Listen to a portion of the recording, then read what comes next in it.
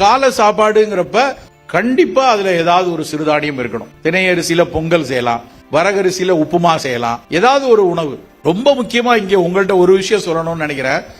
சிறுதானியத்தை முடிந்த வரைக்கும் மாவா ஆக்காம அதை உப்புமாவாவோ இல்லைன்னா ஒரு போகோ மாதிரியோ இல்லைன்னா ஒரு குருணையான அரிசியாகவோ பயன்படுத்துறது ஆக சிறப்பு. மாவு ஆக்கிட்டோம், நல்ல மையா மாவாக்கிட்டோம்னா அரிசி மாதிரி அதுவும் கொஞ்சம் வேகமா அப்சார்வ் ஆகும். ஏன் கிளைசிமிக் இண்டெக்ஸ் குறைவா இருக்கு நான் சொல்றேன் இல்லையா, மற்றதை விட சிறுதானியம் மெல்ல மெல்ல தான் அப்சார்ப் ஆகணும். காரணம் என்னன்னா அதனோட ஸ்டார்ச் மெட்டீரியல், அதுக்குள்ள இருக்கக்கூடிய ஸ்டார்ச் லேஸ்ல உடைக்க முடியாது. அதனாலதான் சில பேர் சொல்லுவாங்க ராத்திரியில எனக்கு சிறுதானியம் ஒத்துக்காதுங்க. சில பேர் சொல்லுவாங்க சிறுதானியம் சாப்பிட்டா எனக்கு உடம்பு ஹீட் ஆகுது. இந்த பாயிண்ட்டுக்கெல்லாம் காரணம் என்னன்னா அது ஸ்லோலி அப்சார்பபிள் ஸ்டார்ச், அதுல அது பிரேக் ஆகாது. நமக்கு சாதாரணமா ஸ்டார்ச் வாயில போட்டா வாயிலேயே சலைவரி அமைலேஸ் அப்படின்னு ஒரு என்சைம் இருக்கு, அதுவே பிரேக் பண்ணிரும். அதுவே பிரேக் பண்ணி குளுக்கோஸ் அப்சார்ப் பண்ணி வாயில இருந்து அப்சார்ப்ஷன் ஆரம்பிச்சிடும். ஆனா இந்த சிறுதானியத்தில் இருக்கக்கூடிய அந்த ரெசிஸ்டன்ஸ் ஸ்டார்ச்சும் அதுல இருக்க அமைலோபெக்டின் காம்ப்ளெக்ஸ், அந்த ஸ்டார்ச் காம்ப்ளெக்ஸா இருக்கும், லேஸ்ல உடைக்க முடியாது. நீங்க என்னதான் பல்லிட்டு கடிச்சு எடுத்து உள்ள தள்ளினாலும் அது அப்படியே முழு கூறாவே உள்ள போகும். அது மெல்ல உடையும் போது அது சிறுகுடலை தாண்டிடும். சிறுகுடலை தாண்டியாச்சுன்னா குளுக்கோஸ் அப்சார்ப்ஷன் குறைஞ்சிரும். நல்லா புரிந்து கொள்ளணும், குளுக்கோஸ் அப்சார்ப்ஷன் உமிழ்நீர்ல இருந்து ஆரம்பிச்சு ஃபர்ஸ்ட் பார்ட் ஆஃப் இன்டெஸ்டைன் வரைக்கும் தான் வேகமா அப்சார்ப் ஆகும். அப்ப எவ்வளவுக்கு எவ்வளவு டிலே பண்றோமோ அந்த அளவுக்கு அது சர்க்கரையே மேல தள்ளாது. ஸோ காலை உணவுல சர்க்கரை வியாதி இருக்கிறவங்களா இருந்தா நான் எல்லாத்தையும் சார், நிறைய பேர் சொல்லுவாங்க சார் தினம் காலையில கஞ்சி காய்ச்சி குடிச்சிருவேன் சார், ஈஸி சார், ஒரு டம்ளர் கொடுப்பாங்க கடகடன்னு குடிச்சிட்டு போயிருவேன். அது புத்திசாலித்தனம் கிடையாது. இதே உங்க குழந்தை கண்டிப்பா கஞ்சி கொடுங்க, உங்க வீட்டு பிள்ளையா ராகி கஞ்சி கொடுங்க, உங்க வீட்டுல வளர்ற பையன் 15 வயசுல இருக்கான் ஓடுறானா அவனுக்கு மல்டி மில்லட் கஞ்சி கொடுங்க, தப்பு இல்ல. 45 வயசு ஆகுது அப்படின்னா அதை உடைச்ச அரிசியா பொங்கலாவோ உப்புமாவாகவோ தான் சிறுதானியங்களை பயன்படுத்தணும். இந்த மாதிரி முதல் விஷயம் வைத்துக் கொள்ளணும். ரெண்டாவது கொஸ்டின் நிறைய பேர் கேட்கறது, தைராய்டு பேஷண்ட் சாப்பிடலாமா? பல பேர் கேட்கக்கூடிய கேள்வி, தைராய்டுக்கும் மில்லட்டுக்கும் என்ன சம்பந்தம்? நல்லா புரிந்து கொள்ளணும்.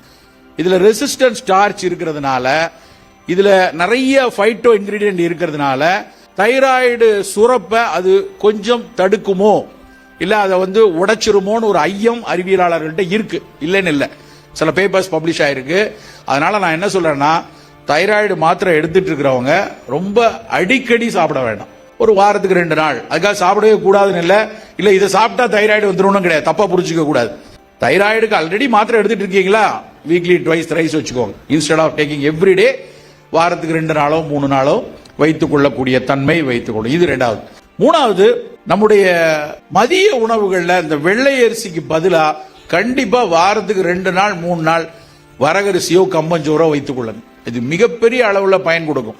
இந்த லோ கிளைசிமிக் பிரின்சிபல் மட்டும் இல்ல, இன்னொரு முக்கியமான பிரின்சிபல் சிறுதானியத்துல மத்த அரிசியில கோதுமையில இல்லாத விஷயம் என்னன்னா அதுல இருக்கக்கூடிய ஃபைபர். ஃபைபர் ஒரு நாளைக்கு நமக்கு 22 கிராம் வேணும் பெர் டே. ஒரு நாளைக்கு 20 இருந்து 22 கிராம் வேணும். நம்ம சாப்பிட்றது எவ்வளவு தெரியுமா? வெறும் 5 கிராம் இருந்த பெரிய விஷயம். நல்ல 3 ஆரஞ்சு பழம், நிறைய கீரை, இல்லைன்னா நான்வெஜ்ல நல்ல ஃபிஷ் மட்டன் சாப்பிட்டா ஃபைபர் கிடைக்கும். இல்ல வெறுமனே நான் காலையில பொங்கல் வடை சார், மத்தியானம் சாம்பார் பொரியல், ராத்திரி ஆனா 2 இட்லி தோசைன்னு சாப்பிட்டா ஃபைபர் 2 கிராம் கூட கிடைக்காது. ஃபைபர் 20 கிராம் வேணும் அப்படின்னா சிறுதானியத்திலிருந்து கிடைக்கக்கூடிய ஃபைபர் 2 விதமான ஃபைபர், ஒன்னு சாலிபிள் ஃபைபர், இன்னொன்னு இன்சாலிபிள் ஃபைபர். கரையக்கூடிய நார், கரையாத நார். இதுல கரையக்கூடிய நார் இருக்கு இல்லையா, அது இதய நோய்களுக்கு நல்லது, ரத்தத்தில் இருக்க கொழுப்பை குறைக்கும். கரையாத நார் என்ன பண்ணும்னா மலத்தை தள்ளி விடும். அப்படியே ஃபைபர் அப்படியே தண்ணியை உறிஞ்சு மோஷன் நல்லா ஃப்ரீயா இருக்கிறதுக்கு நல்லா இருக்கும். பல வயோதிகத்தில் இருக்கிறவங்க, 50 வயதுக்கு மேல இருக்கிறவங்க பல பேருக்கு மிகப்பெரிய சிக்கல் மலச்சிக்கல் தான்.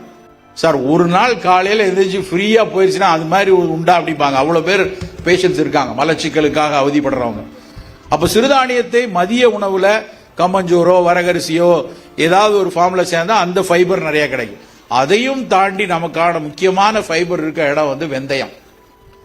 வெந்தயம் இருக்கிற தானியங்கள் அரிசிகள் இந்த ஸ்பைசஸ் வகைகள்லயே அதிக ஃபைபர் உள்ளது வெந்தயம். அதனாலதான் திரும்ப திரும்ப எல்லார்ட்டையும் சொல்றது, வெந்தயத்தை நேரடியா சேருங்க, இல்ல வறுத்து பொடி பண்ணி வச்சு அதை ஒரு ஸ்பூன்னா 5 கிராம் ஃபைபர் ரெகுலரா மத்தியானமோ காலையிலேயே எடுத்துக்கொள்ளுங்க. நிறைய பேர் கேட்பாங்க, வெந்தயத்தை நான் தண்ணியில ஊற வச்சு காலையில சாப்பிடுறேன். தண்ணியில ஊற வச்சு காலையில சாப்பிடுறது குளிர்ச்சியை உண்டாகும். ஆனா நல்லா புரிந்து கொள்ளணும், வெந்தயத்தை தண்ணியில ஊற வச்சா அதுல இருக்கக்கூடிய கரையும் நார் கரைஞ்சிரும். அதுல அப்புறம் தண்ணியை தூர ஊத்திட்டீங்கன்னா அந்த ஃபைபர் வீணாயிரும். மீதி இருக்கிற ஃபைபர் மட்டும் தான் உள்ள போகும். அப்படி ஒருவேளை கரைச்சிங்கன்னா அந்த தண்ணியும் சேர்த்து குடிங்க. அதுக்கப்புறம் அந்த அந்த வெந்தய அளவு 10 கிராம் வரைக்கும் எடுக்கலாம். காலையில் 5 கிராம், மதியானம் 5 கிராம் எடுத்துக்கொள்ளலாம். காலையில் 1 ஸ்பூன், மதியம் 1 ஸ்பூன் வெந்தய பொடி எடுத்துட்டு சிறுதானியம் எடுத்து பாருங்க, மலம் ஃப்ரீயா இருக்கும். அதோட சேர்ந்து இந்த ரத்த கொழுப்பு குறையிறது, ரத்த சக்கரை குறையுது, ரெண்டுக்கும் நல்லா இருக்கும். ஃபேட்டி லிவர், ஈரல் மேல கொழுப்பு படிஞ்சிருக்கு, கிரேட் 1 ஃபேட்டி லிவர் நிறைய பேருக்கு இருக்கு. கிரேட் 2 இருந்ததுன்னா கண்டிப்பா வைத்தியம் பண்ணணும். கிரேட் 2க்கு மேல இருந்ததுன்னா ஒருவேளை ட்ரைகிளிசரைட் கூட இருந்ததுன்னா நாளைக்கு இதய நோய்களோ வேற நோய்களோ இல்ல ஈரல் சார்ந்த நோய்களோ, நான் ஆல்கஹாலிக் ஃபேட்டி லிவர் டிசீஸ் ஒரு பெரிய கேட்டகரியா உருவாயிட்டு இருக்கு.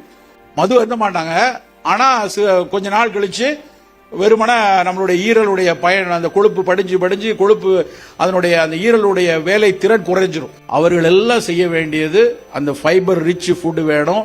அதுக்கு சிறுதானியமும் கூடவே சேர்ந்து வெந்தயமும் எடுத்துக்கொள்ளணும். இப்ப நான் இவ்வளவு பேசுற விஷயங்கள் இது எதுவும் பிரீச்சிங் கிடையாது. தயவு செய்து ஏதோ நான் அருளாசி கொடுக்குற மாதிரி பேச நினைக்க வேண்டாம். நேஷனல் இன்ஸ்டிடியூட் ஆஃப் நியூட்ரிஷன் ஒரு புத்தகம் போட்டிருக்கான். நான் பேசின அத்தனை விஷயம் அதுல இருக்கு. 2 புத்தகம், ஒன்னு இந்தியன் நியூட்ரிஷன் ஃபுட்ஸ் இருக்கு, 35 ரூபாய் 40 ரூபாய். அது ரூபா கூட இல்ல, பிடிஎஃப் நீங்க டவுன்லோட் பண்ணிக்கலாம். போய் National Institute of Nutrition NINL சைட்ல போயிட்டு மில்லட்டை பத்திரம் புக்கை டவுன்லோட் பண்ணீங்கன்னா இவ்வளவு செய்தியும் இருக்கு. அதனால இதை நம்ம ஒரு அலட்சியமா எடுத்துட்டு ஒரு நாளைக்கு எனக்கு என்ன சில நேரத்தில் வருத்தமா இருக்கும்னா, நிறைய பேர் இதை பத்தி பேசுறாங்க, நிறைய பேர் இதை பத்தி அங்கங்க பேசிட்டு அங்கங்க இதை பத்தி சொல்றாங்களே ஒழிய, எத்தனை வீடுகள்ல வாரத்துக்கு குறைந்தபட்சம் 3 நாட்களாவது சிறுதானியம் பயன்படுத்துறோம்னு பார்த்தா ரொம்ப கம்மி. ஏன் அவ்வளவு கம்மின்னு சொல்றேன்னா, விற்பனையை வைத்து தெரியும் எவ்வளவு பயிரிடுறாங்க, இங்க எவ்வளவு தெரியும். பயிரிடுற அளவும் தமிழ்நாட்டில் ரொம்ப கம்மி, விற்பனையும் ஆக்சுவலா பாத்தீங்கன்னா ரொம்ப கம்மி தான். அப்ப அது கூடணும்னா நம்ம பயன்படுத்தணும். நம்ம ஒன்றும் வியாபாரத்துக்காக இல்லை, நம்ம உடல் நலத்துக்காக, நம்ம சுற்றுச்சூழலுக்காக, நம்மளுடைய அக்கறைக்காக நாம் எடுத்துக்கொள்ள வேண்டும். நண்பர்களே, ஒவ்வொரு சிறுதானியங்களும் நம்மளுடைய, அது திணையா இருக்கட்டும், ராகி, அதனுடைய ஒரு நிறம் இருக்கு இல்லையா, திணையினுடைய பொன் மஞ்சள் நிறம், கம்பரிசியில் இருக்கக்கூடிய பழுப்பும் பச்சையும் கலந்த நிறம், கேழ்வரகுல ராகியில இருக்கக்கூடிய கருஞ்செம்மை நிறம். இது வெறும் பிக்மெண்ட் இல்ல, ஏன்னா ஏசியன் பெயிண்ட் வச்சு அடிச்சா இருக்கு. இந்த ஒவ்வொரு பிக்மெண்ட்டுக்கு பின்னாடியும் ஒரு மருத்துவ குணம் இருக்கு. ஒரு டார்க் ரெட் கலர் இருக்கு, மெரூன் கலர்ல இருக்குன்னா அது ஆண்களுக்கு புரோஸ்டேட் என்லார்ஜ்மெண்ட்ல வரக்கூடிய கேன்சர் புரோஸ்டேட்டை குறைக்கும். லைகோபீன் அப்படிங்கிற கண்டென்ட் இருந்தா மட்டும்தான் அந்த கருஞ்சிவப்பு வரும். ஒரு நல்ல பன்னீர் திராட்சையில எல்லாம் இருக்கு இல்லையா, ஒரு ப்ளூ கலர், ஒரு dark purple blue colour, anthocyanins கத்திரிக்காயில மேல இருக்கிறது, அந்த திராட்சைக்கு மேல இருக்கிறது, அதெல்லாம் ப்ளூபெரியை ஏன் கொண்டாடுறான் வெஸ்டர்னர்ஸ்? ப்ளூபெரி, பிளாக்பெரி, ராஸ்பெரி படிச்சு பாருங்க. நம்ம ஊர்ல இருக்கக்கூடிய நவ்வா பழத்திலையும், நம்ம ஊர்ல இருக்க கத்திரிக்காயிலையும், நம்ம ஊர்ல இருக்க பன்னீர் திராட்சையை விட அதுல ஒன்றும் பெருசா இல்ல. ஆனா அதை பத்தி அவன் எழுதுறான். அதனால எல்லாரும் சார் நாங்க மெட்ராஸ்ல நட்ஸ் அண்ட் ஸ்பைசஸ் கடையில போனா 100 கிராம் 500 ரூபா, ப்ளூபெரி நினைக்கிறேன், ப்ளூபெரியோ பிளாக்பெரியோ 500 ரூபாய் ஒரு டப்பா. அதை வாங்கி சாயந்தரம் 10 வாங்கி சாப்பிட்டு இருக்காங்க. ஏன்னா அது ப்ளூபெரியை பத்தி படிச்சிருக்காங்க, பிளாக்பெரியை வச்சு படிச்சிருக்காங்க, வாங்குறாங்க. ஆனா நம்ம ஊர்ல இருக்கிற பன்னீர் திராட்சை, நம்ம ஊர்ல இருக்கக்கூடிய கருஞ்சிவப்புல நவ்வா பழம், நாவல் பழம் எவ்வளவு சிறப்பானது. இந்த ஊர்ல நம்ம நாட்டுக்கே நாவல் தேசம் தான் பேர். இன்னொரு பேர் நாவல் தேசம் தான். அதுக்கப்புறம் தான் பாரதம் வந்துச்சு, அதுக்கப்புறம் தான் இப்ப எல்லாம். அந்த நாவல் தேசம் ஜாமுன் ஐலண்ட் தான் ஒரு காலத்துல இதை எழுதி வச்சிருந்தாங்க. அவ்வளவு நாவல் மரம் உண்டு இங்க. கபிலர் சங்க இலக்கியத்தில் எழுதும் போது, வேள்பாரி புத்தகம் படித்தவங்களுக்கு தெரியும், 5 வகையான நாவல் இந்த நிலத்துல, தீமங்கலமா இருக்கட்டும், ஊட்டியா இருக்கட்டும், இதனுடைய மலைப்பரப்புல 5 வகையான நாவல் மரம் இருந்ததுன்னு எழுதுறாரு. அந்த 5 நாவல்லையும் எப்ப சாப்பிடணும், எப்படி சாப்பிடணும்னு சங்க இலக்கியத்தில் சொல்லியிருக்கான். நாவல்ல அந்த பழத்தை போட்டப்புறம் அந்த பழத்தினுடைய மேல் இனிப்பும் துவர்ப்பும் தாண்டி அந்த விதை வாயில தட்டுப்படும் போது வரக்கூடிய ஒரு துவர்ப்பு இருக்கு இல்லையா, அதை ஆக சிறப்பா கபிலர் எழுதியிருப்பாரு. கபிலர் எழுதி 2000 வருஷம் ஆச்சு. கண்ணுசாமி பிள்ளைன்னு ஒருத்தர் சித்த மருத்துவத்தில் ஆராய்ச்சி பண்ண ஒரு மிக முக்கியமான மரபு மருத்துவர். அவர் ஒரு மாத்திரை எழுதியிருக்காரு, நாவல் கொட்டை மாத்திரைண்டு. அவர் சொல்லுவாரு, நாவல் கொட்டையுடைய துவர்ப்பு, மேல இருக்கிற துவர்ப்பு சர்க்கரை நோய்க்கும் சர்க்கரையினால் வரக்கூடிய வேறு நோய்களுக்கும் அது நல்லதுன்னு இன்னைக்கு ஆராய்ச்சி பண்ணி அவன் கண்டுபிடிக்கிறான். அது கிட்னி டிசீஸ்க்குலாம் நல்லது. இன்னைக்கு Institute of Basic Medical Science அதை ரிசர்ச் பண்ணி சொல்றாங்க. நண்பர்களே, நம்ம கிட்ட அவ்வளவு கொட்டி கிடக்கிறது நம்முடைய மரபு சார்ந்த விஷயங்கள். அதுல மிக முக்கியமானது சிறுதானியம். ஔவைக்கு அந்த மன்னன் உனக்கு நீ இவ்வளவு தூரம் நிறைய தமிழ் இது செய்யற, உனக்கு ஏதாவது ஒரு மிகச்சிறந்த விருந்து கொடுக்கணும், என்ன விருந்து கொடுக்கணும் அப்படின்னு ஔவையார்ட்ட கேட்டார்.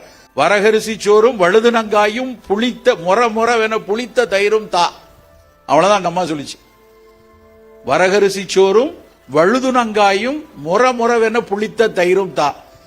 யோசிச்சு பாருங்களேன், இது ஒருவேளை கற்பனையாவே இருந்ததுன்னா கூட, உண்மையே இல்ல கற்பனையா இருந்தா கூட அந்த காலத்தில் எழுதின டெக்ஸ்ட். அப்ப கற்பனை எப்படி உருவாயிருக்கும்? அந்த கவிஞனுக்கு இந்த 3 ஒண்ணும் எதுகை மோனையில இல்ல. அந்த கவிஞன் என்ன யோசிப்பான், அன்னைக்கு இருந்த மிகச்சிறப்பான விஷயம் வரகரிசியா இருந்திருக்கணும், வழுதுனங்காயா இருந்திருக்கணும், புளித்த தயிரா இருந்திருக்கணும். இல்ல கற்பனை இல்ல, ஔவையார் ரொம்ப சாமானியன், வெகுஜன மக்களோடு இருந்தவங்க, சமூகத்தினுடைய கலக குரல். அப்ப அந்த அம்மா பழகிய அந்த விளிம்பு நிலை மக்கள் சாப்பிட்ட உணவா அது இருந்திருக்கணும். வரகரிசி வழுதுனங்காய். வழுதுனங்காய் என்னமோ நினைச்சிடாதீங்க, கத்திரிக்காய். நார்வேல் என்னைக்கும் அதுக்கு பேர் கத்திரிக்காய் வழுதுனங்கான்னு தான் சொல்லுவாங்க. அந்த வழுதுனங்காயும் வரகரிசியும் முற புளித்த தயிரும் தான் சொல்லியிருக்காங்க. அந்த அளவுக்கு காலகாலமாக நமக்காக, நம்முடைய உடல் நலத்துக்காக இந்த தானியங்கள்ல மிகச்சிறப்பான பங்கை வகிச்சது அப்படின்னா இந்த திணை, கம்பு, வரகு, சோளம், குதிரைவாலிங்கிறது தான். நாம் அது வழக்க ஒளிஞ்சு வரதான் இன்றைக்கு இந்த சர்க்கரை கூடிக்கொண்டிருக்கிறது, ரத்த கொதிப்பு கூடிக்கொண்டிருக்கிறது.